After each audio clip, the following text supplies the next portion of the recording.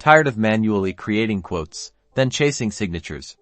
Let's see if we can simplify the process by generating quote documents and sending them directly through Docusign. First, you need a system that can generate professional quote documents, and this could be anything from a CRM like Salesforce or HubSpot, to a dedicated quoting tool like Pandatic or even a well-structured Google Docs template. The key is to ensure the quote has clear fields for customer information, items, prices, terms and conditions, and of course, a signature line.